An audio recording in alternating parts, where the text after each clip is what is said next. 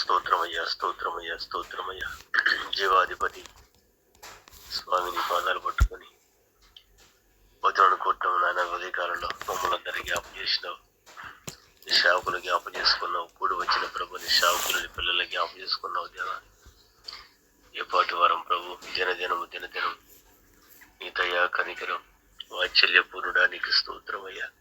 ఈ కరుణ వాచ్యలతో మమ్మల్ని ఆదరిస్తున్నావు, బలపరుస్తున్నావు, సంతోష పెడుతున్నావు, మాకు నవ్వు కలుగజేస్తున్నావు, సంతోషం కలుగజేస్తున్నావు. ఈ దయకే స్తోత్రం స్వామి. కేవలం ఈ మహా కనికరం మహాదయం. అబ్రహాం కుటుంబానికి నీ కనికరం చూపిన దేవుడు అయ్యా. దావీదయ్య కుటుంబానికి నీ కనికరం చూపిన దేవుడు తండ్రి. దినదినం ప్రభా మా మీద కూడా నీ కనికరం చూపుతూ బతికిస్తూ నశించే లోకంలో మమ్మల్ని ఎత్తుతున్నావు స్వామి. ఈ సేవకుడికి ఇచ్చిన ఆరోగ్యాన్ని బట్టి నీకు స్తోత్రాలు, చేసిన మేళ్ళు బట్టి స్వామి నీ శిరస్సు వంచి నీకు నమస్కరిస్తున్నానయ్యా. ఏ పాటి వరం ప్రభా మరలా నీకు నీ సేవకుడిని మరలా ఆదరించి బలపరిచి ఉదయకాలం ప్రభావ లైవ్లో మాట్లాడడానికి దయ చూపించిన తండ్రి నీకు స్తోత్రాలు. కూడి వచ్చిన పిల్లలందరినీ జ్ఞాపం చేసుకోండి, సేవకులు జ్ఞాపం చేసుకోండి, బలపరచండి అయ్యా. దయతో మీరు జ్ఞాపం చేసుకొని కూడి వచ్చిన తండ్రి మీ బిడ్డలు మమ్మల్ందరూ కూడా నీ కనికరంతో నింపండి, నీ దయతో నింపండి, రక్తంలో కడగండి, స్వస్థపరచండి, పరిశుద్ధపరచండి. నీ మాటలు వినటానికి యోగ్యులుగా మార్చండి అయ్యా. ఒక మంచి మనసు, దీన హృదయం, విధేయ హృదయం అనుగ్రహించండి ప్రభా. సకల పర్వతాలు సకల సృష్టి మొత్తం నీ మాటకు భయపడుతున్నాయి తండ్రి. నీ మాట క్రమంలో నడుస్తున్నాయి నాన్న అయ్యా. మా హృదయాలు కూడా అదే క్రమంలో భయపడి నడుస్తానికి మాకు అందరికి సహాయం చేయండి తండ్రి. మా మీద కనికరపడండి స్వామి. నీ పదాలు పట్టుకుంటున్నానయ్యా. దయతో కనికరించి వచ్చిన ప్రతి ఒక్కరిని కూడా మీరు బలపరచమని, ఏ ఒక్కరి ప్రభావ తిరుగుబాటు చేయకుండా నీకు లోబడి జీవిస్తానికి మాకు అందరికి మంచి మనసు అనుగ్రహించమని సమస్త మహిమ ఘనత నీకు ఆరోపించుకుంటూ యేసు ప్రభు నామమున అడుగుతున్నాం తండ్రి. ఆమేన్, ఆమేన్. ప్రార్థించిన దైవజనులకు వందనాలు. మనందరికీ యేసయ్య కృప సమాధానములు మనందరికీ తోడైండి నడిపించునుగాక. ఆమేన్. అందరికీ వందనాలు. ప్రార్థించిన బిడ్డలందరికీ వందనాలు. మీ అందరి ప్రార్థనలు, దేవుడు నాకు మంచి ఆరోగ్యం ఇచ్చాడు. మరలా సాతాను యొక్క రాజ్యాలను కోల్చడానికి దేవుడు చక్కటి బలము, ఆరోగ్యము, ఆయన కృపను, ధైర్యమును అన్నీ అనుగ్రహించాడు. దయచేసి మీ అనుదిన ప్రార్థనలో జ్ఞాపకం చేసుకోండి. మంచిది. మనం దేవుని యొక్క వాక్యాన్ని ధ్యానం చేసుకుంటున్నాము. 2 పేతురు పుస్తకంలో 1వ అధ్యాయము 5 నుంచి 7 వచనాలు 8 వచనాల వరకు మనందరం కూడా నేర్చుకుంటున్నాం. ప్రభు యొక్క ఆత్మ మనందరికీ నేర్పించి నడిపించునుగాక. గమనించండి నాన్న. ఆ హేతు చేతనే మీ మట్టుకు మీరు పూర్ణ జాగ్రత్త గలవారై మీ విశ్వాసమందు సద్గుణమును, సద్గుణమునందును జ్ఞానమును, జ్ఞానమునందు ఆశా నిగ్రహమును, ఆశా నిగ్రహమునందు సహనమును, సహనమునందు భక్తిని, భక్తి యందు సహోదర ప్రేమను, సహోదర ప్రేమనందు దయను అమర్చుకునుడి. ఇవి మీకు కలిగి విస్తరించిన ఎడల అవి మన ప్రభువైన యేసుక్రీస్తును గూర్చిన అనుభవ జ్ఞాన విషయంలో మిమ్ములను సోమరులైనను నిష్ఫలులైనను కాకుండా చేయును. దేవునికి మహిమ కలుగునుగాక. Praise Lord. ఇక్కడ మనం దగ్గర ఈ 5వ వచనం నుంచి 8 వరకు చాలా రోజులుగా మనం నేర్చుకుంటున్నాము. మంచిది. ఈ రోజున మనం ఆశా నిగ్రహం ప్రారంభించబడాలి. మనం ఈ వారం సోమవారమే ప్రారంభించబడాలి. అనారోగ్య కారణంగా మనం అది నేర్చుకోలేకపోయాం.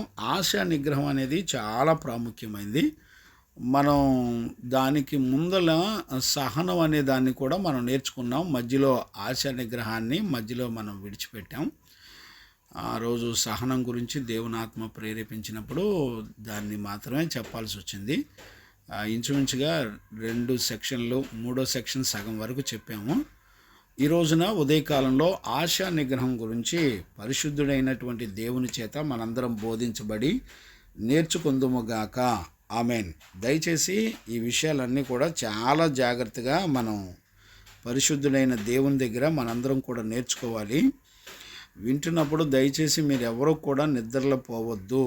దయచేసి మిమ్మల్ని నేను బతిమలాడుకుంటున్నాను. ప్రభు రాకడ దగ్గరికి వచ్చింది.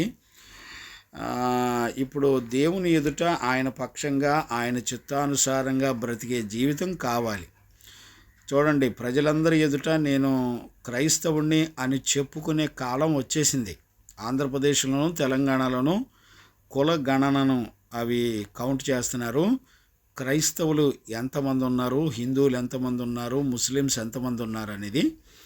ఇప్పుడు చాలామంది ఇప్పుడు వీళ్ళ భక్తి మొత్తం ఇప్పుడు పిరికితనంతో ఓడిపోతారు. చూడండి, చాలామంది నేను క్రైస్తవుని చెప్పుకోవడానికి సిగ్గుపడి వెనక వెళ్ళిపోతారు. వీళ్ళలో 100కి 99.5% ఫిల్టర్ అయిపోతారు. భక్తి మొత్తం స్పాయిల్ అయిపోద్ది. ఎందుకంటే వీళ్ళకి పునాదులు లేని భక్తుల్లో పెరిగారు కదా.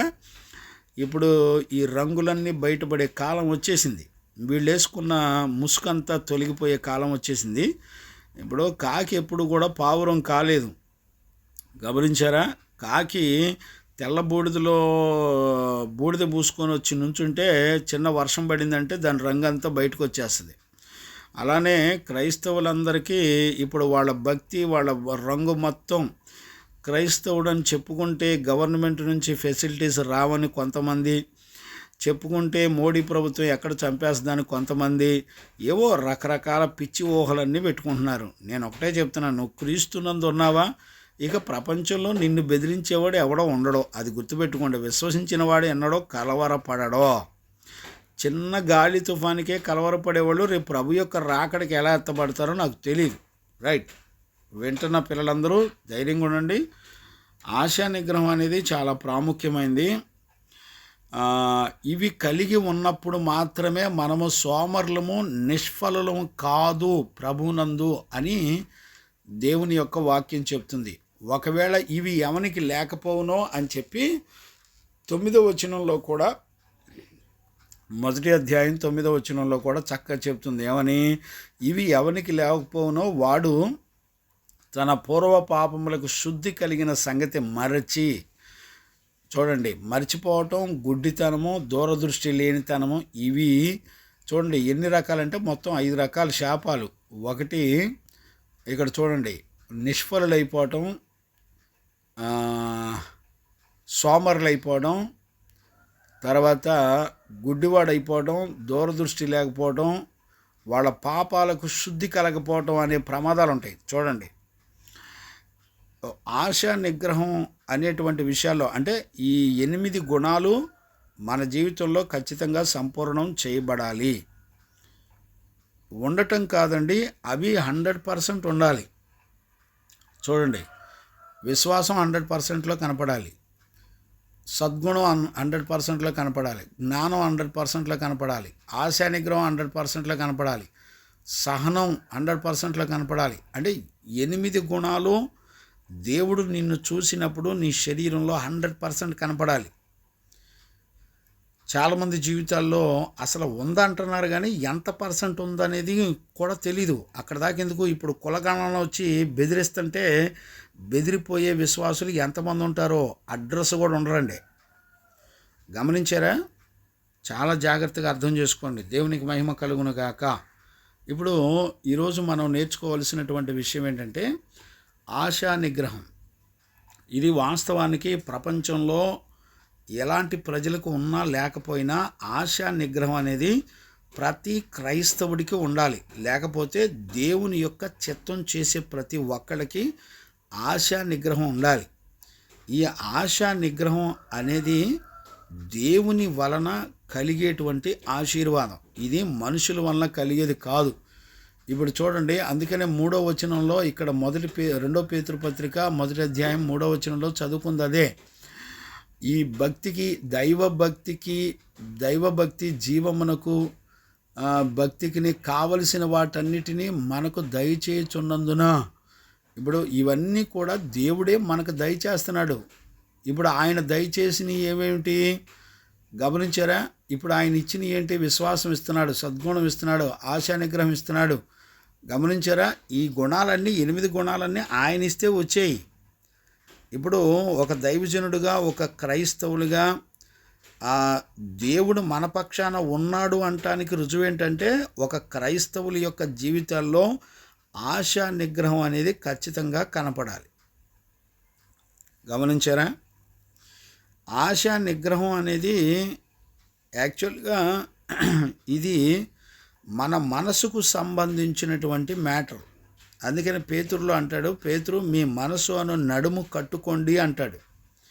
ఇప్పుడు నడుములు కనుక బలం లేకపోతే ఎంత బలహీనం అయిపోతామో, మన మనస్సును కట్టుకోలేకపోయినా కూడా అంతే పరిస్థితి. గమనించారా? మన దేహం మొత్తం కూడా నడుము మీదే డిపెండ్ అయి ఉంటుంది. అందుకనే మనం ఏ పని చేయాలన్నా, లేవాలన్నా, వంగాలన్నా అన్ని పనులకి ఆధారం నడుమే.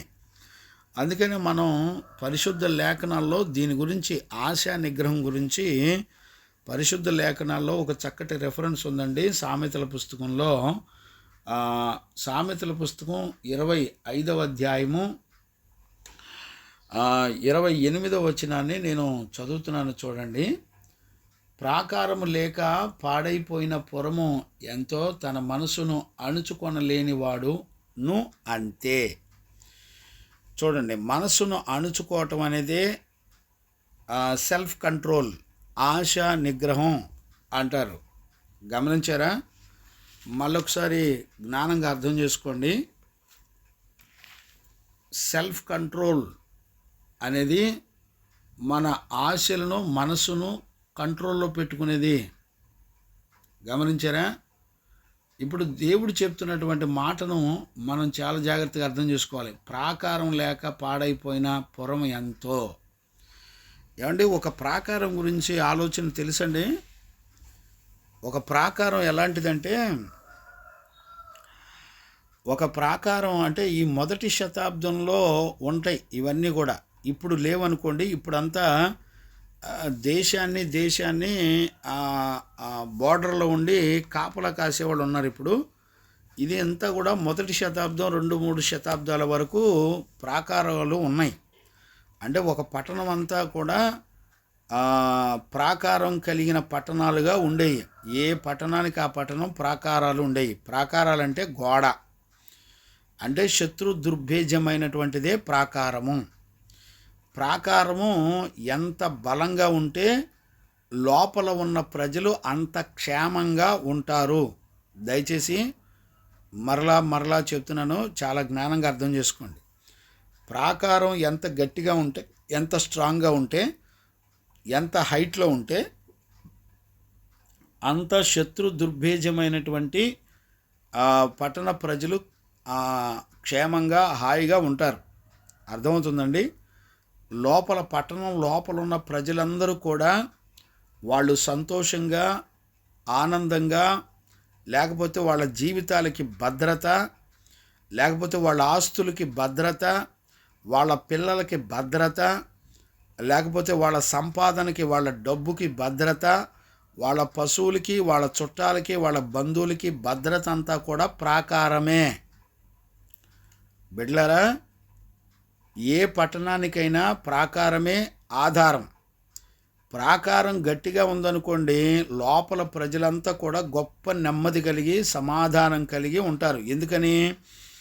శత్రువులు ఒక్కడ కూడా లోపల ప్రవేశించడానికి వీలు లేకుండా ఉంటుంది. అందుకనే ఆ ప్రాకారం కలిగిన పురాలలో లోపల ప్రజలు చాలా, వాళ్ళ జీవిత విధానం చాలా సంతోషంగా, చాలా హ్యాపీగా ఉంటారు.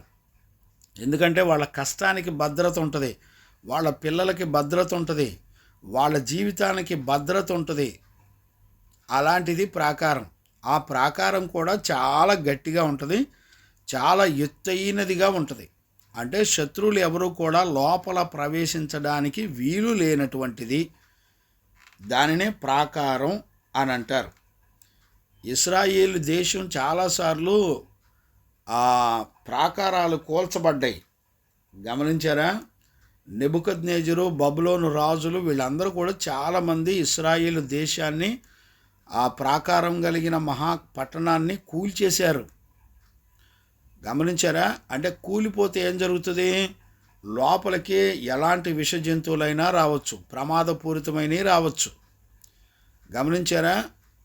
అనేకమైనటువంటి శత్రువులు లోపలికి వచ్చి ఉన్నదంతా దోచుకెళ్ళిపోతారు. ప్రాకారం లేదనుకోండి, దారిపోయే ప్రతిదీ కూడా లోపలికి వచ్చేస్తుంది. ఏది లోపలికి వస్తుందో తెలీదు, వచ్చి ఏం చేస్తుందో తెలీదు.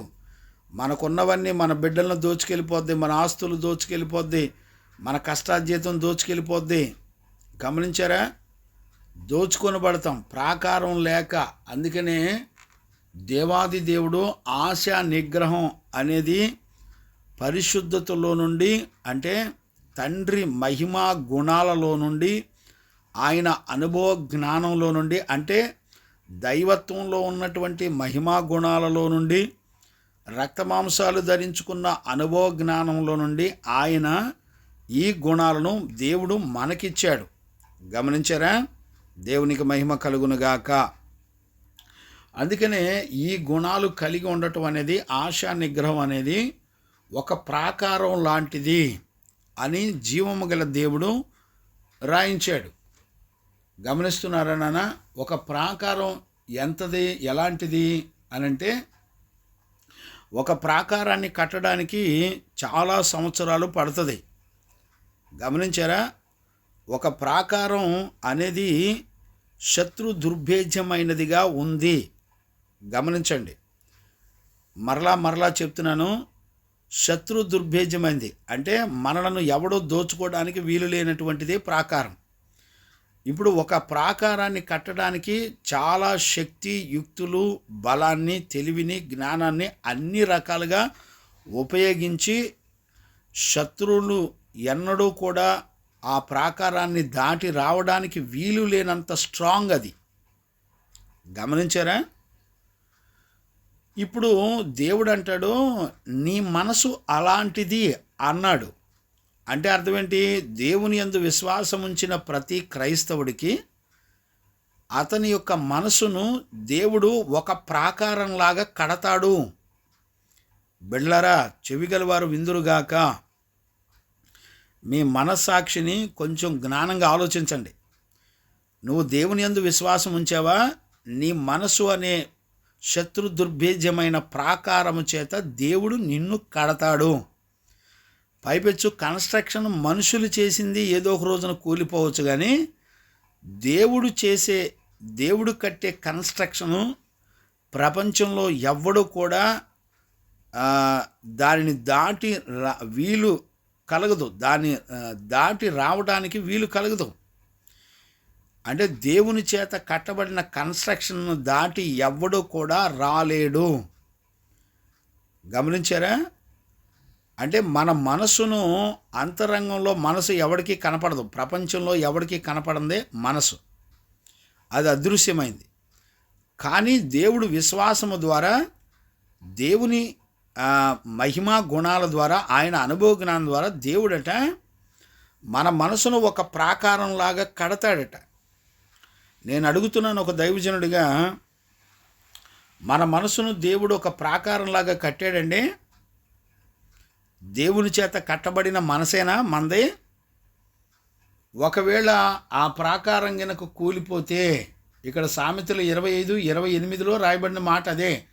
ప్రాకారము లేక పాడైపోయిన పురము ఎంతో.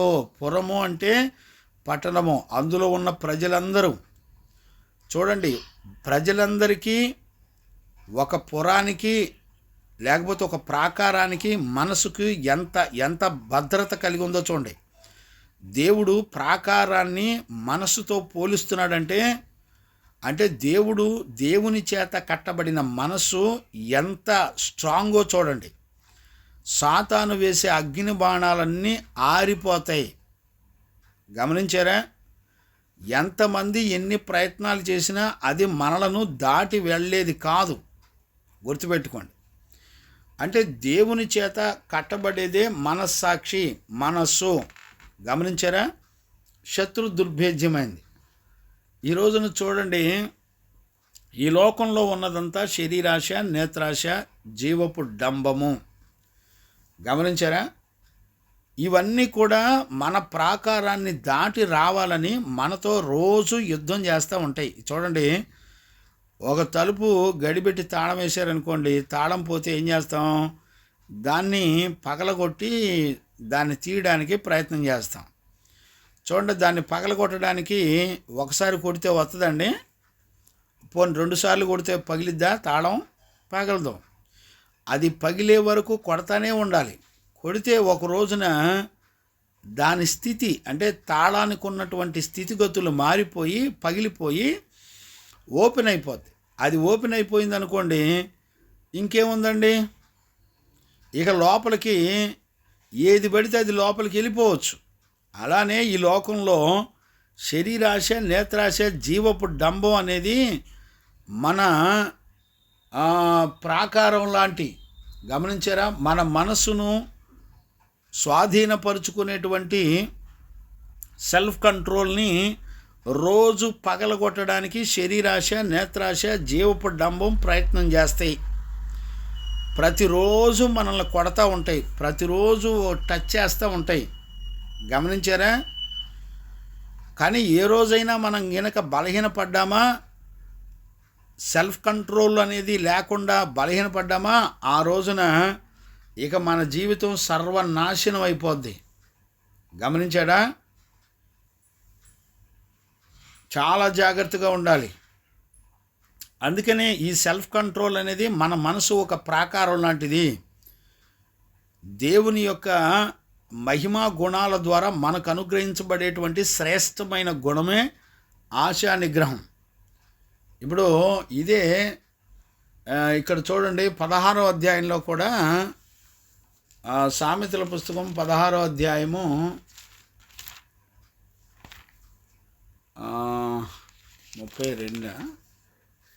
16 చివరిలో ఉంటుంది అనుకుంటాను. చూడండి, 32 చూడండి, నేను చదువుతున్నాను చూడండి, 32, 33 రెండు చదువుతాను చూడండి. పరాక్రమశాలి కంటే దీర్ఘశాంతము గలవాడు శ్రేష్ఠుడు, పట్టణమును పట్టుకుని వాని కంటే తన మనస్సును స్వాధీనపరుచుకున్నవాడు శ్రేష్ఠుడు. చూడండి, సెల్ఫ్ కంట్రోల్ అనేది ఒక శ్రేష్టమైనది అని చెప్పబడుతుంది. తన మనస్సును స్వాధీనపరుచుకోవడం అనేది శ్రేష్టమైనది. అంటే శ్రేష్టమైనది అనే మాట దేనికి సంబంధించిందంటే,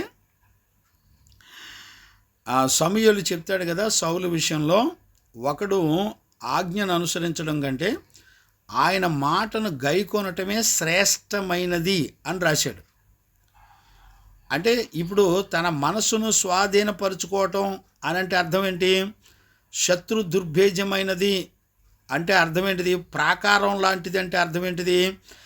దేవుని మాట ఉన్నది ఉన్నట్టుగా విని లోబడి అప్పగించుకొని బ్రతకటమే ప్రాకారము. నీ మనసు ఒక ప్రాకారం లాంటిది. చూడండి, దేవుడు కట్టే కన్స్ట్రక్షన్లో ఒక ప్రాకారంలాగా దేవుడు నీ మనసును కడతన్నాడు. ఎలా కడతాడు ఆయన? ఆయన మాట వినటమే నీ మనసు ఒక ప్రాకారంగా తయారవుద్ది. అంటే ఇక్కడ జరుగుతున్న మోసం ఏంటి? మన మనసు దేవుని మాట వింటల్లా. మరి ఎవరి మాట వింటుంది? శరీరాశ, నేత్రాశ, జీవపు డంబము అనే వాటి మాటకు లోబడిపోతుంది. గమనించారా నాన్న? ఒక శ్రేష్టమైన దానిని నువ్వు పొందకుండా సాతాను ఎలా యుద్ధం చేస్తుందో దయచేసి గుర్తుపట్టండి. ఒక మనసును అణుచుకోనలేకపోవటం ఎంత ప్రమాదం అంటే, ఒక పట్టణంలో ఉన్న ప్రజలందరికీ ప్రమాదం. నేనంటాను, ఒక వ్యక్తి మనసును క్రీస్తు ద్వారా కట్టబడకపోతే, ఒక మనసును ప్రాకారంలాగా యేసు క్రీస్తునందు విశ్వాసము ద్వారా కట్టబడకపోతే అతని వలన దేశమంతటికి ప్రమాదం అంట. దయచేసి దేవుని యొక్క మాటలు ప్రేమతో మీరు అర్థం చేసుకోండి, గమనించండి, గుర్తుపట్టండి. గమనించారా? రాబర్టయ్య గారు మ్యూట్లో పెట్టండి. అది టచ్ అయినట్టుంది. మ్యూట్లో పెట్టండి, ఫోన్ మ్యూట్లో పెట్టండి. రైట్, గమనిస్తున్నారా నాన్న? దేవునికి మహిమ కలుగునుగాక. ఇప్పుడు చూడండి, పట్టణాన్ని పట్టుకుని వానికంటే తన మనస్సును స్వాధీనపరుచుకుని వాడు శ్రేష్ఠుడు. ఇప్పుడు చూడండి, ఒక్క వ్యక్తి గనుక తన మనసును సెల్ఫ్ కంట్రోల్లో పెట్టుకోకపోతే పట్టణం మొత్తానికి ప్రమాదం. ఉదాహరణకి ఆదాము ఒక్కడు గనుక, అవ్వ ఆదాములు వాళ్ళు ఒక్కళ్ళు గనుక వాళ్ళ మనసును దేవుని మాట విని లోబరుచుకునే మనసు గనక లేకపోతే వాళ్ళ పరిస్థితి ఏంటో తెలిసిన, వాళ్ళు ఒక్కళ్ళు ఆజ్ఞ అతిక్రమించినందుకు పుట్టబోయే వంశాలు దేవుని యొక్క చిత్తాన్ని నెరవేర్చే బిడ్డలందరూ కూడా మరణానికి పాత్రులైపోయారు. అయిలారా చెవిగలవారు విందురుగాక.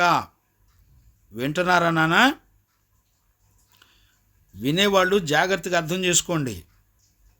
గమనించుకోకపోతే నష్టపోయేది మనమే. ఈ ఆశా నిగ్రహం అనేది చాలా గొప్ప సంగతి, చాలా ఆశీర్వాదంతో కూడింది. ఒకవేళ అలా గనుక లేకపోతే మన బ్రతుకులు చాలా ప్రమాదపూరితమైందనేటువంటి సంగతి ఖచ్చితంగా గుర్తుపెట్టుకోవాలి. నువ్వొక్కడివి నీ మనసు దేవుని చేత కట్టబడకపోతే నీ ఒక్కడి వల్ల నీ కుటుంబమే కాదు, నీ పట్టణమే పాడైపోద్ది. ఈ మాటను అర్థం చేసుకోవటం చాలా కష్టం. చాలా జాగ్రత్తగా గ్రహించండి. ఇంకా నేను చదువుతాను చూడండి, 32, 33 2 చదువుతాను చూడండి. పరాక్రమశాలి కంటే దీర్ఘశాంతము గలవాడు శ్రేష్ఠుడు. దీర్ఘశాంతం అంటే అర్థం ఏంటి? దీర్ఘశాంతం అంటే సహనము, ఓర్పు అని అర్థం. నేను దీనికి ముందల చెప్పిన సెక్షను 2 సెక్షన్లు 2.5 సెక్షన్లు నేను చెప్పాను. అవి వినండి, దేవుని యొక్క వాక్యాన్ని వినండి. దీర్ఘశాంతము అనేది సహనము, ఓర్పు, దీర్ఘశాంతం, ఈ 3 స్వభావాలు ఒక్కటే. అలాంటి వాడే శ్రేష్ఠుడట. ఇళ్లలో, గృహాల్లో చాలా రకరకాల సమస్యలు, వేదనలు, కోపాలు, ఆవేశాలు వస్తాయి. సహనంతో ఎవరుంటారో, ఓర్పుతో ఎవరుంటారో, దీర్ఘశాంతముతో ఎవరుంటారో వాళ్ళు తమ మనసులు దేవుని వాక్కు చేత కట్టబడిన వాళ్ళు. ప్రాకారం లాంటిది వాళ్ళ మనసు. గమనించండి, ఆ పట్టణమును పట్టుకుని వానికంటే తన మనసును స్వాధీనపరుచుకునేవాడు శ్రేష్ఠుడు. గమనించారా? చీట్లు ఒడిలో వేయబడును, వాటి వలని తీర్పు యెహోవా వశము. గమనించారా? చూడండి,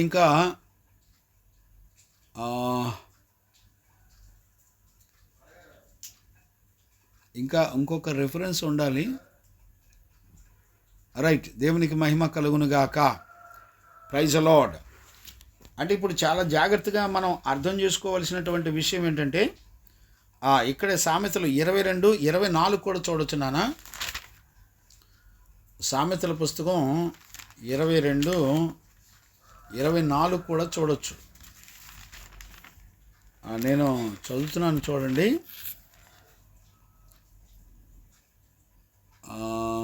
కోపచిత్తునితో సహవాసం చేయకము, క్రోధము గలవానితో పరిచయం కలిగి ఉండకము. కాదు నాన్న, ఇంకొక రెఫరెన్స్ ఉండాలి. నేను చదివాను. సరే, ఓకే. దేవునికి మహిమ కలుగునుగాక. Praise the Lord. అంటే ఇక్కడ మనకు అర్థమవుతున్నటువంటి విషయాన్ని కనుక మనం గుర్తుపట్టగలిగితే, దేవుని వాక్యం చెప్తుంది, ప్రాకారం లేక పాడైపోయిన పురం ఎలాంటిదో తన మనసును అణుచుకొనలేనివాడు కూడా అంతే పాడైపోతాడు అని రాయబడింది. పాడైపోవటం అంటే అర్థం ఏంటి అంటే, ఉన్నది కాస్త పూర్తిగా స్పాయిల్ అయిపోద్ది. ఇప్పుడు చూడండి, ఈ మనసు అనే ప్రాకారం నువ్వే కాదు, ప్రపంచంలో ఉన్న ప్రజలందరికీ ఆధారం అదే. అంటే ఒక వ్యక్తి దేవుని మాట విని ఒక శ్రేష్టమైన ఒక ప్రాకారంగా నీ మనసు కట్టబడకపోతే నిన్ను బట్టి సర్వప్రపంచ ప్రజలందరూ కూడా నష్టపోతారు. గమనించారా? దేవుని దగ్గర లెక్క చెప్పాల్సి వస్తుంది, గుర్తుపెట్టుకోండి. దేవునికి మహిమ కలుగునుగాక. కాబట్టి నీ ప్రాకారాన్ని పడగొట్టడానికి శత్రువు అనేక సార్లు నీ మీద ఆశలు అనే వాటితో యుద్ధం చేస్తాడు. గమనించారా? ఆశలు, కోరికలు, ఇష్టాలు, వీటన్నిటి ద్వారా మన మీద అనేక పర్యాలు దాడి చేస్తూ ఉంటాడు. అంటే నీ సెల్ఫ్ కంట్రోల్ అనే దాన్ని ఏదో ఒక రకంగా బద్దలు కొట్టాలని ప్రయత్నం చేస్తాడు. ఇప్పుడు చూడండి, మీకు ఒక ఎగ్జాంపుల్ చెప్తాను నేను. ఇప్పుడు క్రెడిట్ కార్డు ఉంది కదండి, మీ అందరికీ తెలుసు, చాలామందికి క్రెడిట్ కార్డు గురించి బాగా తెలుసు. క్రెడిట్ కార్డు ఎలాంటిదో తెలుసునండి మీకు? క్రెడిట్ కార్డు వాళ్ళు మీకు 40 రోజులు ఉచితంగా ఈ క్రెడిట్ కార్డు వాడుకోండి అని వాళ్ళు మనకి చాలా చక్కగా ప్రతిరోజు ఫోన్ చేస్తారు. నేను కూడా ఆఫీసులో ఉండగా చాలామంది ఈ క్రెడిట్ కార్డు తీసుకోమని, దానివల్ల చాలా బెనిఫిట్లు ఉన్నాయని, దగ్గర దగ్గర 100 రకాల బెనిఫిట్లు ఉన్నాయని వాళ్ళు చెప్పేవాళ్ళు. గమనిస్తున్నారా నాన్న? చాలా రకాల బెనిఫిట్లు ఉన్నాయని వాళ్ళు చెబుతూ ఉండేవాళ్ళు. అందుకనే మనం గమనించినప్పుడు ఈ క్రెడిట్ కార్డులో ఉన్నటువంటి లాజిక్ ఏంటంటే, వాళ్ళు ఇంట్రెస్ట్ని దగ్గర దగ్గర 4-5% కలెక్ట్ చేస్తారండి. అంటే 100కి 48, 50% వాళ్ళు కలెక్ట్ చేస్తారు సంవత్సరానికి. అంటే ఇప్పుడు క్రెడిట్ కార్డు నువ్వు తీసుకొని నువ్వు వాడుకునేటప్పుడు, ఒకవేళ నువ్వు 10,000 తీసుకున్నావు అనుకోండి, నువ్వు కట్టలేకపోయినప్పుడు ఒక 1,000 రూపాయలు కట్టండి అంటాడు. ఇప్పుడు ఆ 1,000 రూపాయలు కట్టిన తర్వాత 9,000కి వాడు 4% ఇంట్రెస్ట్ వేస్తాడు. అంటే వాడు టార్గెట్ ఏంటి? ఎలాగైనా నీ చేత వడ్డీ వసూలు చేసుకొని వాడు బాగుపడాలి. వాడి టార్గెట్ అది. వాడు దానికి ముందర ఏం చేస్తాడంటే, నీకు 40 రోజులు ఫ్రీ అంటాడు.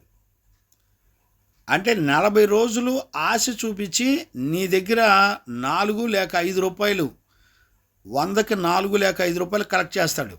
అంటే అర్థం ఏంటి? ప్రపంచంలో ఎక్కడైనా వడ్డీ రూపాయి లేకపోతే 2 రూపాయలు, అంతకుమించి ఎక్కడా వడ్డీ ఉండదు. కానీ ఈ క్రెడిట్ కార్డు వాడు నీకు ఒక ఆశ చూపిస్తాడు, 40 రోజుల ఆశ.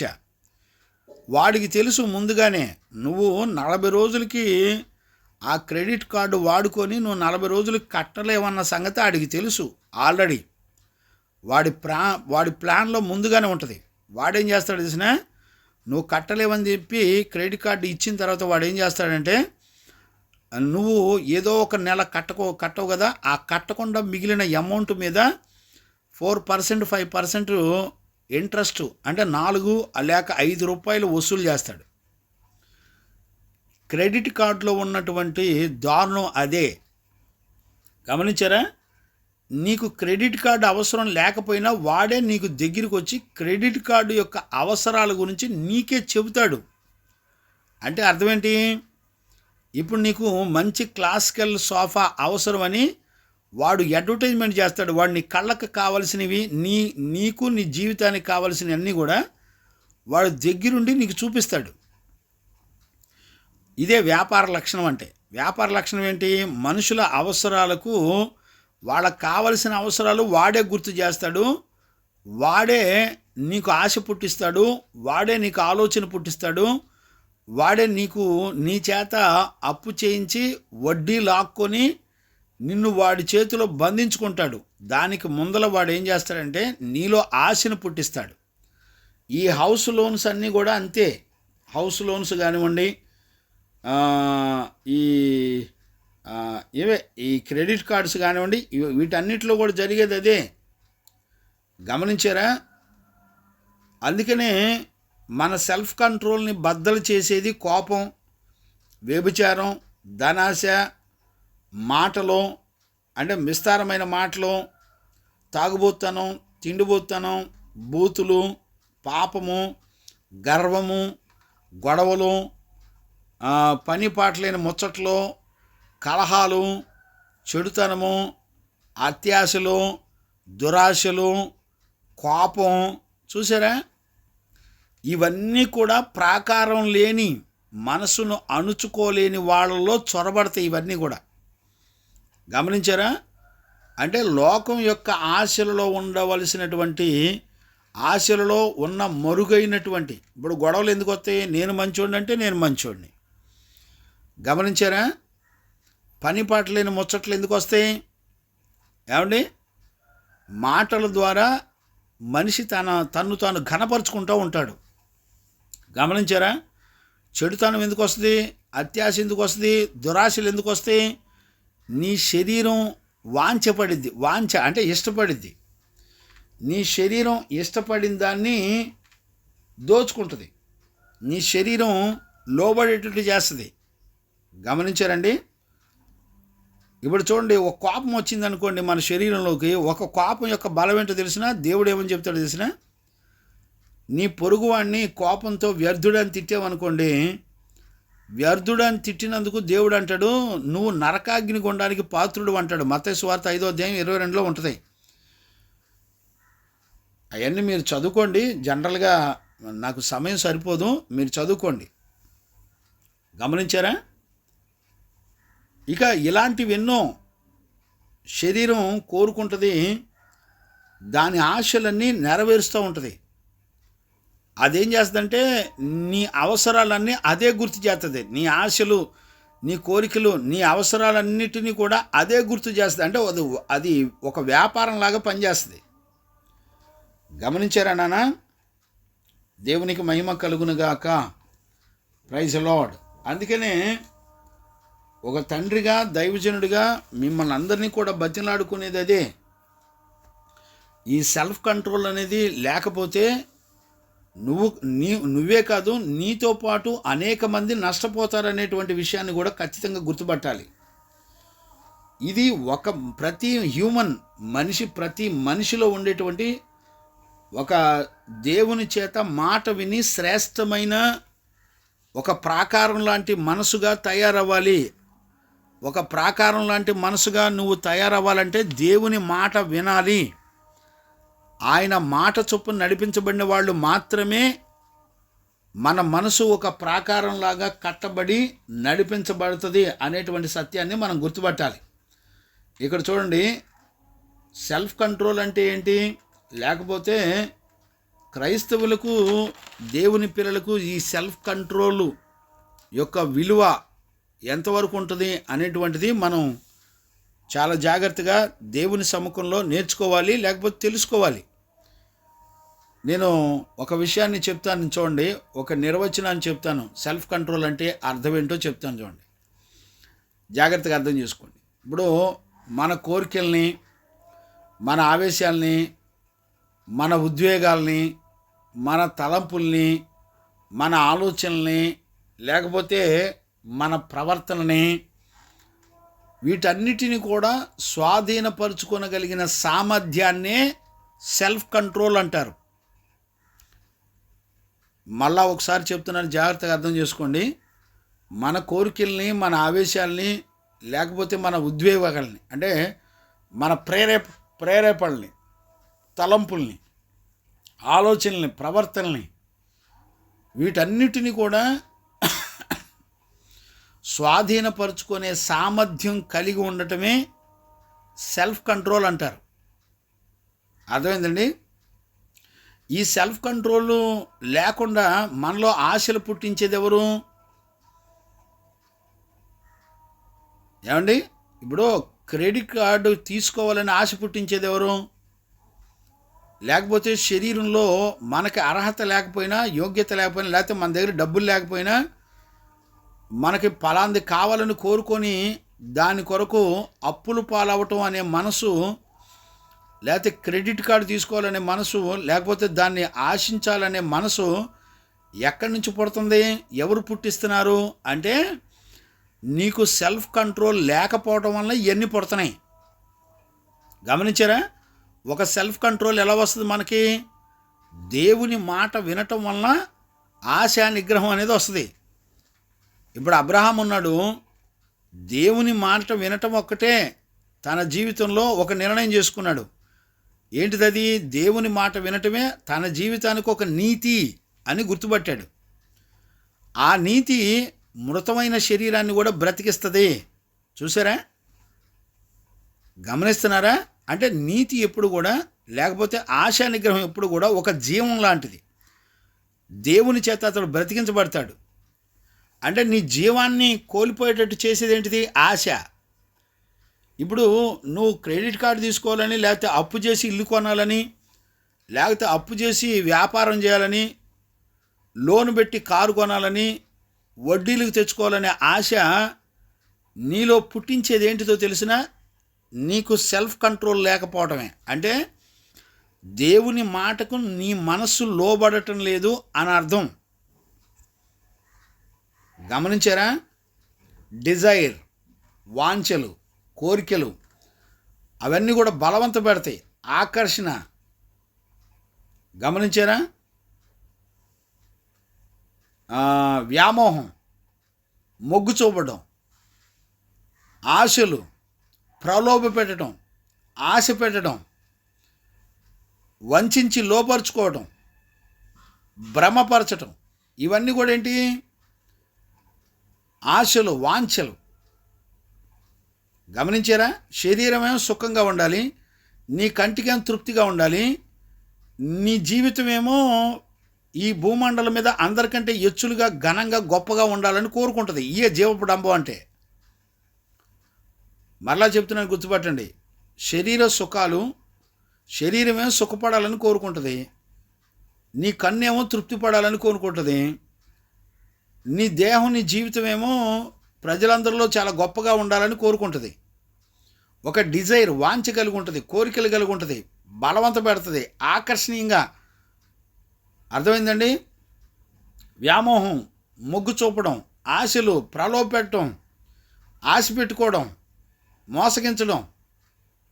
గమనించారండి? ఈ జీవన సంబంధమైనటువంటి వాంఛలు వాస్తవానికి ఇవి దేవుని పిల్లలకు ఉండకూడదు. ఎందుకో తెలిసిన? దేవుని పిల్లలు దేవుని ప్రత్యక్షపరచాలి. అంటే ఈ రక్తమాంసాల్లో దేవుని ప్రత్యక్షపరచాలి, కానీ వాంఛలు, ఆశలు, డిజైర్లు, కోరికలు, ఇష్టాలు కాదు. గమనించాలని ఒక తండ్రిగా మిమ్మల్ని బ్రతిమలాడుకుంటున్నాను. దయచేసి ఈ విషయాన్ని ఖచ్చితంగా గుర్తుపట్టాలి. దేవునికి మహిమ కలుగును గాక. గమనించారా?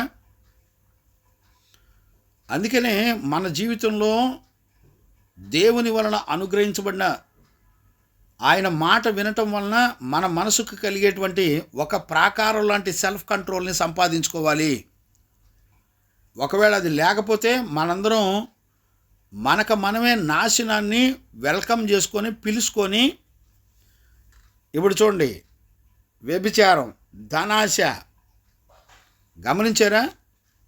తిండిపోతనం, బూతులు, మందు తాగటం, గర్వం, విచ్చలవిడితనం, కోపం, ఇష్టాలు, కోరికలు, ఇవన్నీ కూడా నీ లోపల ప్రవేశించి అవన్నీ కూడా నాశనం చేస్తాయి.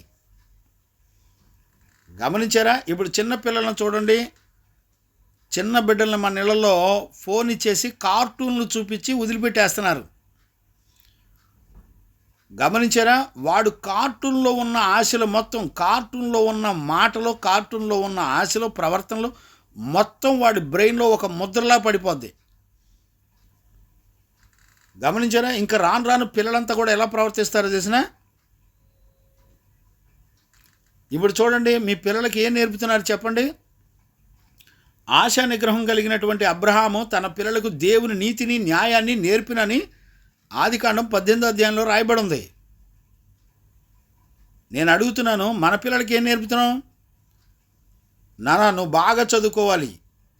మంచిదే, నేను చదువుకోవడం తప్పని నేను ఇప్పుడు అన్నాం. అంతకంటే ముందల, అయ్యా నానా నువ్వు దేవుని బిడ్డవి, దేవుని రాజ్యం, ఆయన నీతిని వెతకాలి, ఆయన నీతిలో ఉన్న గుణాలు నేర్చుకోవాలని బైబిల్ని నేర్పిన తల్లిదండ్రులు ఎంతమంది ఉన్నారు? పిల్లలు పాస్ అవ్వలేదని, చదవలేదని కొట్టి, తిట్టి, హింసించి, గెంటేసి ఎంతోమంది పిల్లలు ఉరేసుకొని చచ్చిన వాళ్ళు ఉన్నారు. ఎంతోమంది చిన్నపిల్లలేంటి, యవనస్తులేంటి, వాళ్ళకి చిన్నప్పటి నుంచి గోరింటాకులు, సోకులు, ఈ నెయిల్ పాలిష్లు, ఎచ్చులు, హెయిర్ కటింగ్లు, ఏమండి జడలు అల్లుకోవటం, రకరకాల ఆశలు, కోరికలన్నీ నేర్పటమును, పెద్దరిగిన తర్వాత వీడు మాటట్లేదు అని అంటాం. వాడికి చిన్నప్పటి నుంచి దేవుని మాట వినే మనసుకు ప్రాకారాన్ని కలగజేసే ఒక ప్రాకారంలాగా ఉండేటువంటి మనసును దేవుని వలన అనుగ్రహించబడేటువంటి వాటిని నేర్పుతున్నారండి. పిల్లలు గల తల్లులారా, తండ్రులారా ఆలోచించండి. మీకు ఆలోచించే జ్ఞానం ఎప్పుడో పోయింది. మీకు దైవజనులు చెప్పడం మానేశారు. దైవజనులే దగ్గరుండి ఇవాళ మీకు ఆ లోన్లు పెట్టుకోండి, ఈ లోన్లు పెట్టుకోండి, మందిరాలే లోన్లు పెట్టుకొని కట్టేవాళ్ళు ఉన్నారు, వడ్డీలకు తెచ్చుకొని కట్టేవాళ్ళు ఉన్నారు, మందిరంలో సంఘ పిల్లల మీద వడ్డీలు భారాలు వేస్తూ మోపించేవాళ్ళు ఉన్నారు. భయభక్తులు లేవండి. ఎవరికి అర్థమైంది, ఎవడికి ఈ విషయాలు అర్థమవుతాయి. ఈ రోజున మందిరాన్ని వాక్యం చేత అలంకరించుకునే వాళ్ళు లేరండి.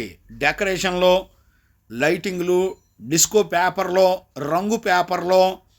ఏమంటే డిస్కో పేపర్లో, రంగు పేపర్లో నీలో ఆశలు పుట్టిస్తాయా? ఏం చేస్తాయి? నువ్వెందుకని వాక్యం చేత అలంకరించుకోవు? వాక్యంలో జీవం ఉంటుంది, బొమ్మల్లో ఆశలు ఉంటాయి. ఇప్పుడు చూడండి, వ్యాపారస్తులు చూడండి, నీకు కావలసినవి నీ కళ్ళ ముందరకు తీసుకొచ్చి ఇది నీకు అవసరమని రేపుతూ ఉంటాయి. గమనించారా? ఈ రోజున తల్లిదండ్రులు పిల్లలను కూడా ఒక వ్యాపారస్తులు పెంచినట్టు పెంచుతున్నారు. పిల్లలకి ఇదిగో రకరకాల ఆశలు రేపుతున్నారు. నాన్న నువ్వు ఇంజనీర్ అవ్వాలి, నువ్వు డాక్టర్ అవ్వాలి. మంచిదే, నేను అది తప్పని కాదు. అంతకంటే ముఖ్యంగా దేవుని చట్టం ఉంది కదా, అంతకంటే ముఖ్యంగా దేవుని రాజ్యం ఉంది కదా, దేవుని నీతి ఉంది కదా. దేవుని నీతిలో పెంచేవాళ్ళు ఉన్నారండి. దేవుని నీతి ఎంతమంది పిల్లలకు తెలుసు? దేవుని మాట వినే మనసుకు ఒక ప్రాకారం లాంటి దేవుని మాట వినే సామర్థ్యంలో బిడ్డలను పెంచిన వాళ్ళు ఉన్నారండి. ఈ రోజున కొంచెం ఊహొచ్చి 10 ఏళ్ల వయసు వస్తే వాడు కోరుకున్నదే చెయ్యాలి. తల్లిదండ్రులు కూడా వాడి మాటే వినాలి. ఇక ఆడపిల్లలైతే చెప్పక్కర్లా, నాకు ఆ పలానా రంగులు, డిజైన్లు, ఆ డ్రెస్సు కావాలంటే ఆ డ్రెస్సే కొనియాలా.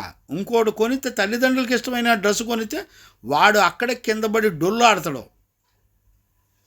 అంటే తల్లిదండ్రులే ఒక వ్యాపారస్తులుగా తయారయ్యారు. తల్లిదండ్రులే ఆశలు రేపుతున్నారు. గోరింటాకులు, పువ్వులు, మంచి మంచి రబ్బర్ బ్యాండ్లు. ఆడపిల్లలకైతే ఇంకా తల్లిదండ్రులు వాళ్ళ ఎచ్చులు, వాళ్ళ సోకులు మొత్తం వాళ్ళేమో ప్రతిష్టలో ఉంటారు. వాళ్ళ పిల్లలు మాత్రం మంచి కలర్ఫుల్గా ఉంటారు. పౌడర్లు, ఫెయిర్ అండ్ లవ్లీ, మేకప్లు. చెత్త, చీకటి, అన్క్లీన్ స్పిరిట్స్. దేవుని ఆత్మను చెడగొట్టే వాళ్ళు ఎవరో తెలిసిన వ్యాపారస్తులైన తల్లిదండ్రులే. తల్లిదండ్రులనే ఒక వ్యాపారస్తులుగా చేసేసింది ఈ దురాత్మ, ఈ యుగ సంబంధమైన ఆశలు, వాంఛలు కలిగినటువంటి చీకటే. ఎవరు గుర్తుపడతారు? గుర్తుపట్టగలిగిన సామర్థ్యం ఉందండి. ఆశా నిగ్రహం అంటే ఏంటో తెలుసా? అసలు గమనించగలిగిన వాళ్ళు ఉన్నారా? ఆశా నిగ్రహం గురించి కేవలం బైబిల్లోనే చెప్పబడిందండి. ఎన్నో విషయాలు చెప్పబడ్డాయి.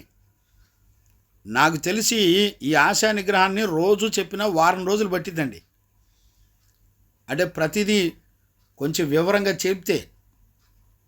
గమనించారా? ఈ సొసైటీలో ఈ రోజున ప్రజలంతా ఎలా తయారయ్యారో తెలిసిన? విచ్చలవిడితనం, జల్సా, పోకిరితనం, కామం, హోందా, రెచ్చిపోవటం, పనిపాట్లేని ముచ్చట్లు, పొద్దులు లేవండి. హద్దులు లేవు. గమనించారా? మితానుభవం లేదు. మితంగా ఉంటాం, తాను తగ్గించుకొని ఉంటాం, జాగ్రత్త కలిగి ఉంటాం. అలాంటివి ఏమి లేవండి. గమనించారా? ఈ రోజున ఏ ఆశలు నీ దగ్గరకు వచ్చి నేను వంగ తీసుకుంటే ఆశకు లోబడిపోతున్నారు. నేను ఈ శరీర సంబంధమైన ఆశలకు నేను లోబడకుండా నేను దేవుని బిడ్డగా నా మనసును అణుచుకొని దేవుని చిత్తం చెయ్యాలి, నేను అందుకు పంపబడ్డాను, నా పట్ల దేవుని చిత్తం ఉంది అని గుర్తుపట్టగలిగిన వాళ్ళు ఉన్నారండి. ఏ తల్లిదండ్రులైనా తమ పిల్లలకి దేవుని చిత్తాన్ని, ఆయన నీతిని బోధించి చెప్పేవాళ్ళు ఉన్నారా? కార్టూన్లు చూపించేవాళ్ళు ఉన్నారు, సినిమాలు చూపించేవాళ్ళు ఉన్నారు, ఎచ్చులు చూపించేవాళ్ళు ఉన్నారు, అందాన్ని చూపించేవాళ్ళు ఉన్నారు, ఆశలను చూపించేవాళ్ళు ఉన్నారు, ఫోనులు చూపించేవాళ్ళు ఉన్నారు, ఏంటో మరి పెద్ద పెద్ద టీవీలు చూపించేవాళ్ళు ఉన్నారు, రకరకాల వాంఛలు, ఇష్టాలు, కోరికలు. ఏం చెబుతామండి? ఏం చెప్పగలుగుతాం? ఈ రోజుల్లో గుర్తుపట్టగలిగిన వాళ్ళు లేరు. నేను ఒక రెఫరెన్స్ని నేను మీకు చూపించాలని నేను ఆశపడుతున్నాను. చూడండి నాన్న, 1 కొరింథీ పత్రిక 9వ అధ్యాయము 24, 25 వచనాలు. నేను చదువుతాను. 1 కొరింథీ పత్రిక 9వ అధ్యాయము 24, 25 వచనాలు నేను చదువుతాను, చూడండి. పందెపు రంగమందు పరిగెత్తు వారందరూ పరిగెత్తుదురు గాని ఒక్కడే బహుమానము పొందునని మీకు తెలియదా? అటువలే మీరు బహుమానము పొందునట్లుగా పరిగెత్తుడి. మీరు బహుమానం పొందినట్లుగా పరిగెత్తండి. ఇప్పుడు ఒక దైవజనుడు ఏమని చెప్తున్నాడంటే, ఒక పరుగు పందాన్ని ఉపమానంగా తీసుకొని చెప్తున్నాడు. దైవజనుడైన పౌలు కొరింథీ సంఘానికి చెప్తున్నాడు, బాబు, పరుగు పందెంలో పరిగెత్తేవాడు ఒక్కడే బహుమానాన్ని పొందుకుంటాడు, అందరూ పొందుకోరు. మీరు బహుమానం పొందినట్లు పరిగెత్తండి. 25వ వచనం చదువుతున్నాను, చూడండి. మరియు పరుగు పందెమందు పోరాడు ప్రతివాడు అన్ని విషయముల యందు మితముగా ఉండును. అంటే అర్థం ఏంటండి? మితంగా ఉండటం అంటే అర్థం ఏంటి? Self control. అంటే పరుగు పందెమందు పరిగెత్తేవాడు అన్ని విషయాల్లో మితంగా ఉంటాడంట. మితంగా అంటే అర్థం ఏంటి? మితం అంటే తన పరిధి, అంటే తనకి ఎంత అవసరమో అంతే తీసుకుంటాడు, అంతకు మించి ఎక్కువ ఆశించడు. దాన్ని సెల్ఫ్ కంట్రోల్ లేకపోతే మితంగా ఉండడం అంటారు. మితానుభవం కలిగి ఉండడం. ఇప్పుడు చూడండి, నేను చదువుతున్నాను, చూడండి. అన్ని విషయముల యందు మితముగా ఉండును. వారు క్షయమగు కిరీటమును పొందుటకును, మనమైతే అక్షయ కిరీటము పొందుటకును మితముగా ఉన్నాము కాబట్టి. విన్నారండి? చెవి గలవారు విందురుగాక. ఇప్పుడు ఈ లోకంలో పరుగు పందెంలో పరిగెత్తేవాడు అక్షయమైన వాటిని సంపాదించుకోవడానికి కష్టపడతాడు. వాడు పరుగు పందెంలో పరిగెత్తాడు. మనం క్షమించండి, ఈ లోకంలో వాళ్ళు క్షయమైపోయే వాటి కొరకు కష్టపడతారు. మనందరం అయితే అక్షయమైన వాటి కొరకు కష్టపడాలి అని చెప్పి దేవుని యొక్క వాక్యం చెప్తుంది. గుర్తుపెట్టారా నాన్న? గమనించగలుగుతున్నారా? దేవునికి మహిమ కలుగునుగాక. ఎంతవరకు అర్థమవుతుందో నాకు తెలీదు. నేను ఒక చిన్న ఎగ్జాంపుల్ చెప్తాను, చూడండి. ఇప్పుడు ఒలింపిక్స్కి మన భారతదేశం తరపున ఒలింపిక్స్కి వెళ్తారు కదా. ఒలింపిక్స్కి వెళ్ళే వాళ్ళు ఈ ఆటల్లో గోల్డ్ మెడలో లేకపోతే సిల్వర్ మెడలో ఇంకొక మెడలో మొత్తానికి 3 మెడల్స్ ఉంటాయి కదా. బంగారం, గోల్డ్, ఈ వాటి పేర్లు ఏదో అంటారు, అవి మీరే అర్థం చేసుకోండి, నాకు తెలీదు. రైట్. ఇప్పుడు అలా ఒలింపిక్స్కి వెళ్ళే వాళ్ళు ఏం చేస్తారు చెప్పండి? వాళ్ళు పరుగు పందెంలో ప్రాక్టీస్ చేయాలి. వాళ్ళు ప్రాక్టీస్ చేసేటప్పుడు వాళ్ళ ఫుడ్ విషయం చూడండి. వాళ్ళు బిర్యానీ తినాలనిపిస్తుంది, చాక్లెట్లు తినాలనిపిస్తుంది, ఐస్ క్రీములు తినాలనిపిస్తుంది. కానీ వాళ్ళు తింటారండి? వాళ్ళు ఏం చేస్తారో తెలిసి చాలా మితంగా ఉంటారు. అంటే కొద్దిగా తీసుకుంటారు. అంటే కడుపు నిండా తినరా అంటే తినరు. ఎందుకని? వాళ్ళు గురి వద్దకు పరిగెత్తాలి. వాళ్ళ మైండ్ నిండా బహుమానాన్ని పొందడానికి వాళ్ళు మైండ్ నిండా టార్గెట్ చేసుకొని ఉంటారు. వాళ్ళు టార్గెట్ చేసుకొని బ్రతికేటప్పుడు వాళ్ళు ప్రత్యేకమైన జీవితం చేస్తారు. టైం టు టైం పడుకుంటారు, టైం టు టైం లెగుస్తారు, టైం టు టైం వ్యాయామం చేస్తారు. గమనించారా? వాళ్ళ శరీరం చాలా తేలికవ్వాలి. పరుగు పందెంలో పరిగెత్తేవాడు వాడు బాగా లావుగాను బొద్దుగాను గుండ్రంగా ఉండడు. వాడు సన్నగా స్లిమ్గా గాలి కంటే వేగంగా పరిగెత్తే విధంగా ఉంటాడు. గమనించారా? అంటే వాళ్ళు కళ్ళ ముందల అన్నీ ఉన్నా మితానుభవంగా ఉంటారు. అంటే కొంచెం మాత్రమే తీసుకుంటారు. అంటే సెల్ఫ్ కంట్రోల్. వాళ్ళు అనుభవించడానికి అన్ని అవకాశాలు ఉన్నా వాళ్ళు రారు. చూడండి, వాళ్ళు పిక్నిక్ ఫంక్షన్లకు రారు. ఎందుకంటే వాళ్ళు టైం టు టైం పడుకోవాలి. వాళ్ళు అర్ధరాత్రుల్లో అందరితో కలిసి ఎక్కడ పడితే అక్కడ తిరగరు వాళ్ళు. ఎందుకని?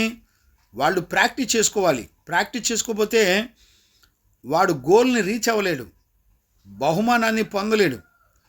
ఇప్పుడు ఒలింపిక్స్లో బహుమానాన్ని పొందారనుకోండి, ఆ బహుమానాన్ని బట్టి అతనికి చాలా ఘనత వస్తుంది. అంతేకాదు ఆ దేశానికి కూడా గొప్ప ఘనత వస్తుంది, వాల్యూ వస్తుంది. గమనించారా? అంటే అర్థం ఏంటి? చాలా గొప్ప ఘనత తనకు తన దేశానికి కూడా వస్తుంది. ఇప్పుడు సెల్ఫ్ కంట్రోల్ విషయం కూడా అంతే గొప్పనిస్తుంది, నీకు గొప్పనిస్తుంది. అంతేకాకుండా నీ జీవితానికి ఒక విలువనివ్వడమే కాకుండా నిన్ను బట్టి దేశానికి ప్రజలందరికీ కూడా సంతోషాన్ని కలగజేస్తుంది, ఒక వాల్యూని ఇస్తుంది. ఇప్పుడు చూడండి, ఒలింపిక్స్లో జపాను ఎక్కువ గోల్డ్ మెడల్ సంపాదించుకుంటుంది, చైనా ఎక్కువ గోల్డ్ మెడల్ సంపాదించుకుంటుంది. అంటే అర్థం ఏంటి? వాళ్ళ దేశం ఒలింపిక్స్లో ముందడుగు ఉంటుంది. ఏ గేమ్స్లో చూసినా వాళ్ళ దేశం చాలా ముందడుగులో ఉంటుంది, చాలా గొప్పగా ఉంటుంది. జపాను చైనా ఎక్కడ చూసినా ఈ రెండు దేశాలే ఎక్కువగా ఉంటాయి. గమనించారా? అన్ని రకాల స్పోర్ట్స్లో. అంటే వాళ్ళు దేశానికి ఎంత విలువను చేస్తున్నారో చూడండి. అంటే ఇప్పుడు సెల్ఫ్ కంట్రోల్ అనేది కూడా దేవునికి ఎంతో విలువను, ఆయన నామానికి మహిమ తీసుకొచ్చేటువంటి గుణం సెల్ఫ్ కంట్రోల్. తన మనసును స్వాధీనపరచుకోవడం అనేది దేవుని మాట వినటం ద్వారా మన మనసును స్వాధీనపరచుకునే ఒక ప్రాకారంలాగా కట్టబడ్డం అనేది అతి శ్రేష్టమైన భాగ్యం. గమనించారండి? ఈ రోజున గమనించగలిగిన వాళ్ళు ఎవరు లేరు, గుర్తుపట్టగలిగిన వాళ్ళు ఎవరు లేరు. దేవునికి మహిమ కలుగునుగాక. Praise the Lord. అందుకనే ఉదయకాలంలో ఈ కొరింథీ పత్రికలో 9వ అధ్యాయంలో మనం చదువుకునే విషయాలు అదే. పరుగు రంగమందు పరిగెత్తు వారందరూ పరిగెత్తుదురు కానీ ఒక్కడే బహుమానాన్ని పొందుదురని మీకు తెలీదా? అటువలే మీరు బహుమానము పొందునట్లు మీరు పరిగెత్తుడి. చూసారా? సంఘాన్ని ఒక బహుమానం పొందడానికి పరిగెత్తినట్టు పరిగెత్తాలంట. అంటే ఒక్కడి గనక బహుమానాన్ని పొందితే ఎంతమంది ప్రపంచంలో అందరికీ వాళ్ళ దేశానికే ఒక గొప్ప ఘనతను తీసుకొస్తారు. 25వ వచనం, మరియు పరుగు పందెమందు పోరాడు ప్రతివాడు అన్ని విషయములందు మితముగా ఉండవలను. ఏమండి? అన్ని విషయాల్లో మితంగా ఉండాలంట. ఈ రోజునండి ప్రపంచంలో అన్ని జనుల కంటే క్రైస్తవులకే ఎక్కువ ఎచ్చులండి. క్రైస్తవులే మోడర్న్. ఇక ఆడపిల్లలైతే జీన్ ప్యాంట్లు, జీన్ షర్ట్లు, టైట్ టీ షర్ట్లు, మోడర్న్. ఇప్పుడు ఇళ్లల్లో తల్లిదండ్రుల ముందలే అసలు ఏమి లేదండి, మరుగైన జీవితం అనేది ఆడపిల్లలకు కానీ మగపిల్లలకు కానీ. ఇక మగపిల్లలైతే ఇక చెప్పక్కర్లా, అన్ని షార్ట్లు, తొడలో కాళ్ళు చేతులు కనబడే విధంగా షార్ట్లు. ఏమండి? భయం ఉందండి? ఎవడైనా నీతిమంతులు చెప్పేవాళ్ళు ఉన్నారా? దిగంబరత్వం అనేది, వస్త్రహీనత అనేది, వస్త్రాన్ని షేపులు కనపడుతూ ఉంచుకోవడం అనేది ఒక చీకటి. అది అన్క్లీన్ స్పిరిట్స్, దురాత్మలు. ఆ షేపులన్నిటి ద్వారా అనేక ఆశలు, కోరికలు ఎదుటి వాళ్ళలో పుట్టిస్తాయి. ఒకసారి మీ పిల్లలను, మీ బతుకులను చూసుకోండి. మగోళ్ళేమో ఇళ్లలో షార్ట్లు. ఇక ఆడపిల్లలైతే ఇక చెప్పక్కర్లా. బయట కూడా అంతే. ఆడపిల్లలైతే మందిరానికి వెళ్ళేవాళ్ళు అయితే ఇక చెప్పక్కర్లా, జీన్ ప్యాంట్లు, ఇక లిప్టిక్లు, ఫేర్ అండ్ లవ్లీలు, ఇక సెంట్లు, పెర్ఫ్యూమ్లు. నీకు సెల్ఫ్ కంట్రోల్ లేదు అసలు. ఇక ఆడపిల్లలైతే టైట్ టీ షర్ట్లు వేసుకొని తిరుగుతూ ఉంటారు. అయితే టైట్ టీ షర్ట్లు వేసుకుంటాం ఒక ఎత్తు అయితే, పైన చున్నీలు కూడా ఉండవండి, చున్నీలు కూడా వేసుకోరు. వాళ్ళు దిగంబరులతో సమానం. అందుకని అపవాది ఏం చేసింది? ఏదైనా తోటలో వాళ్ళని మహిమ శరీరాన్ని దోచుకొని ఒక దిగంబరత్వాన్ని ఇచ్చింది. అందుకని తన మనసును సెల్ఫ్ కంట్రోల్ లేనోడు దిగంబరుడితో సమానం, వస్త్రహీనుడితో సమానం. ఈ రోజున అందుకని నీ శరీరాన్ని అంత ఘనంగా ఎంచుకొని చూపిస్తున్నావు. జీవపు డంబం. ఈ లోకంలో ఉన్నదంతా జీవపు డంబం. ఇప్పుడు నీ వెండి బంగారాలు చూడండి, ఉంగరాలు, చైన్లు, నీ శరీరానికి అలంకరణ చంపుకోలేవు. నీకు సెల్ఫ్ కంట్రోల్ లేదు. నీవు దేవుని మాట విని నడిపించబడే బ్రతుకు నీకు లేదు. ఏమండి? పరుగు పందెంలో పరిగెత్తేవాడు ఎట్లా ఉండాలి? మితంగా ఉండాలి. అంటే తను తాను చాలా కంట్రోల్లో పెట్టుకోవాలి. తను అనుభవించడానికి అన్నీ ఉన్నా కూడా ఎక్కడ అనుభవించడానికి వీలు లేకుండా, ఎందుకంటే పరుగు పందెంలో వాడు బహుమానాన్ని పొందాలి కాబట్టి, కిరీటాన్ని పొందాలి కాబట్టి ఖచ్చితంగా వాడు మితంగా బతకాలి. పౌలు పరిశుద్ధ జీవ గ్రంథంలో ఆ మాటను రాశాడు. మితంగా ఉండండి, మితానుభవం అన్ని విషయాలలో అని రాశాడండి. అన్ని విషయాల్లో మీరు మితముగా చూడండి. 25వ వచనం 1 కొరింథీ పత్రిక 9:25. మరియు పరుగు పందెమందు పోరాడు ప్రతివాడు అన్ని విషయముల యందు మితముగా ఉండును. కన్ఫామ్గా చెప్తున్నాడు, మితముగా ఉండును. వారు క్షయమగు కిరీటము పొందుటకు, మనమైతే అక్షయమగు కిరీటం పొందు నిమిత్తము మితముగా ఉన్నాం. మనందరం కూడా మితంగా, క్రైస్తవుడు మితంగా ఉండాలి. గమనించారా? ఈ రోజుల్లో వాక్యం చెప్పే పాస్టరే కోట్లు, సూట్లు, పిల్లిగడ్డాలు, మీసాలు, తలకు రంగులు, ఏమండి, వాడు టక్కులు, టైలు, వాడి ముడ్డి మొత్తం కనపడతా ఉంటుంది. వాడు టక్కు లేనిదే వాక్యం చెప్పలేడు. ఏమండి, నీ శరీరానికి మితానుభవం నేర్పేవు అసలు? నువ్వు బహుమానం కొరకు పరిగెత్తేవాడువేనా? అక్షయమైన బహుమానాన్ని పొందడానికి పరిగెత్తేవాడు ఖచ్చితంగా మితానుభవం కలిగిన వాడై ఉండాలని వాక్యం చెబుతుందిగా. మితానుభవం ఉందండి. అసలు ఉపేక్షించుకోవడం అంటే ఏంటి? మితానుభవం అంటే అంటే ఏంటి? నిరాకరించబడడం అంటే ఏంటి? తృణీకరించబడడం అంటే అర్థం ఏంటి? తిరస్కరించబడడం అంటే అర్థం ఏంటి? ఏమంటే యేసుక్రీస్తునందు విశ్వాసం ఉంచిన వాడు సెల్ఫ్ కంట్రోల్తో ఎలా ఉండాలో బైబిల్లో ఉన్నాయండి. లేఖనాలు చదివేవాడు ఎవడున్నాడు? చూసేవాడు ఎవడున్నాడు? చెప్పినా వినేవాడు లేడు. ఇప్పుడు ఇంతమంది పిల్లలు లైవ్లోకి వచ్చారు. ఈ విషయాలన్నీ నమ్మేవాడు ఒకడో రేపు నుంచి రారండి. కొంతమంది వాక్యం అంటారు, అబ్బో ఆయన భలే చెప్తున్నాడే, విచిత్రంగా చెప్తున్నాడే. రావటం మానేసేవాళ్ళు కొంతమంది, నిర్లక్ష్యం కొంతమంది. నువ్వు మానేస్తే నాకేం బాధ అనుకుంటున్నావా ఏంటి? ఎవడు వచ్చినా రాకపోయినా దేవుని నీతిని ఉన్నది ఉన్నట్టుగా చెప్పడం నా కర్తవ్యం, నా ధర్మం. నేను చెప్పేస్తాను. చెప్పేది నేను అనుభవిస్తూ చెప్తున్నాను. నేను ఏమండి 10th సెలవుల్లో నేను ప్రభువుకు లోబడ్డానండి. 10th సెలవుల్లో అప్పటికే నాకు పెద్దగా పౌడర్ ఇట్లాంటి అలవాట్లు లేవులేండి. కానీ అప్పుడే పరిశుద్ధులు మాకు నేర్పినప్పుడు మేము వాటిని ఎప్పుడో కట్ చేసేసాం. మా యవ్వన కాలంలో కాలేజీ స్టడీస్లో కానివ్వండి అన్నీ ఫుల్ హ్యాండ్ షర్ట్లే వాడాం. మా దైవజనులు చెప్పేవాళ్ళు, రే ఫుల్ హ్యాండ్ షర్ట్లు వాడండి, హాఫ్ హ్యాండ్స్ వాడద్దు, లూజు షర్ట్లు వాడండి, ప్యాంటు కానీ షర్టు కానీ లూజ్ ఉండాలి, టైట్ బట్టలు వేసుకోకూడదని ఆ రోజుల్లోనే మా యవ్వన కాలంలోనే మా సేవకులు దైవజనులు బోధించారండి. పరిశుద్ధులు బోధించారు మా జీవితాలకి. మేము అలా వాక్యం విని ఎదిగాం. అందరూ మా యవ్వన కాలంలో అందరూ మా కాలేజీలో అందరూ అదో రకంగా ఉండేవాళ్ళు. నేను ఒక్కనే ఒక పిచ్చోళ్ళలాగా ఉండేవాడిని. నన్ను అందరూ ఆ భక్తుడు, యేసు భక్తుడు బయలుదేరాడు రా, యేసు భక్తుడు వచ్చాడు రా అని ఎగతాళి చేసేవాళ్ళు. నన్ను ఎగతాళి చేసిన వాళ్ళు కొంతమంది చనిపోయారు, కొంతమంది ఎక్కడెక్కడో ఉన్నారు. గమనించారా? ఒక తండ్రిగా, దైవజనుడిగా దయచేసి ఆశ నిగ్రహం కనుక నీ బాడీలో లేకపోతే, దేవుని మాట వినేటువంటి నీ మనసు ఒక ప్రాకారంగా కట్టబడి దేవుని మాట వినే జీవితం కనుక నీకు లేకపోతే ఖచ్చితంగా నువ్వు కోల్పోతావు అనే సంగతి గుర్తుపెట్టుకోండి.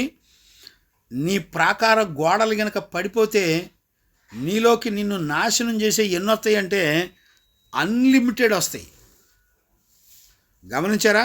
మొట్టమొదట గర్వం వచ్చి కూర్చుంటుంది. గర్వం. గమనించారా? పాపం, బూతులు, తిండిపోతానం, తాగబోతానం, చెడ్డ మాటలు. గమనించారా? పొదుపు లేని జీవితం, విచ్చలవిడిగా డబ్బులు ఖర్చు పెట్టడం, ధన వ్యామోహం.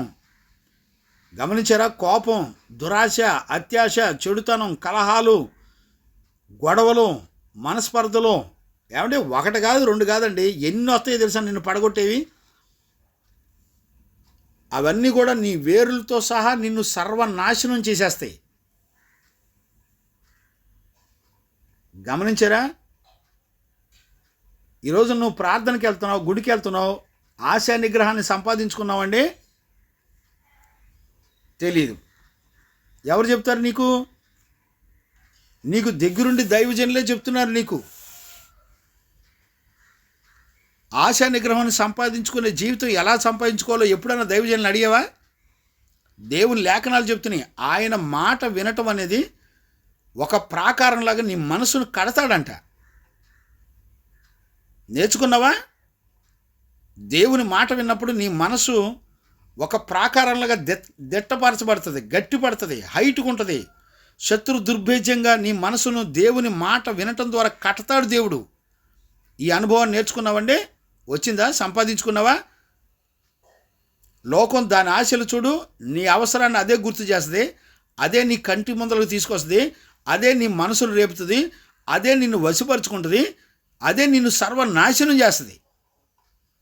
ఒక క్రైస్తవుడికే ప్రపంచంలో సెల్ఫ్ కంట్రోల్ లేకపోతే, ఆశా నిగ్రహం లేకపోతే ఇక ప్రపంచంలో ఎవడుకుంటుంది చెప్పండి? సర్వ ప్రపంచం అంతా నాశనం అవడానికి కారణం క్రైస్తవుడే. క్రైస్తవుడు దేవుని మాటకు విలువిచ్చి ఆశా నిగ్రహం కలిగిన జీవితం చేయకపోవడం వల్లనే ప్రపంచంలో ప్రజలందరూ నశించిపోవడానికి కారణం. ఈ రోజున క్రైస్తవుడే, అవ్వ ఆదామే దేవుని ఆజ్ఞను మేరటం వలన ఈ రోజున ప్రపంచంలో ఉన్న ప్రజలందరూ మరణాలకి బానిసలైపోవడానికి గల కారణం ఒక క్రైస్తవుడే. ఈరోజు నీ సమాజం, నీ గ్రామం, నీ ఇల్లు నాశనం అవడానికి కారణం నువ్వే, ఒక క్రైస్తవుడే. దేవుని మాట విని తన మనసును ఒక ప్రాకారంగా కట్టుకోలేని వాడి వలనే సర్వ ప్రపంచంలో ఉన్న ప్రజలందరూ నశించిపోవడానికి గల కారణం. ఎప్పుడైనా నిన్ను గుర్తుపట్టి ప్రార్థన చేయగలుగుతున్నావా? దిద్దుబాటు చేసుకోగలుగుతున్నావా? ఏం లేదండి, ఎవడిష్టం వాడిదే. సరదాగా వెళ్ళటం, అయ్యగారు ప్రార్థన చేయండి, మా అమ్మాయి పాస్ అయింది, ఆ ఇల్లు కొన్నాం ప్రార్థన చేయండి, అప్పు చేసి వడ్డీలకు తెచ్చుకొని. నీ దరిద్రం నువ్వు బతికొండంగా అప్పులు వడ్డీలు తీరో, నీ తర్వాత నీ పిల్లలు కూడా అప్పులు వడ్డీలు కట్టుకొని సావటమే. నీకు ఉన్నదాంతో తృప్తి పడ్డం నేర్చుకోలే, నీకు ఆశా నిగ్రహం రాలా. జాగ్రత్త. అందుకని ఉదయకాలంలో, క్షమించండి నా సమయం అయిపోయింది కనుక, ఈ ఉదయకాలంలో ఒక తండ్రిగా నేను మిమ్మల్ని అందరినీ బ్రతిమలాడుకుంటున్నాను. దయచేసి దేవుని వలన అనుగ్రహించబడిన ఆశా నిగ్రహాన్ని, సెల్ఫ్ కంట్రోల్ని మీరు సంపాదించుకోకపోతే ఏ ప్రయోజనం లేదు.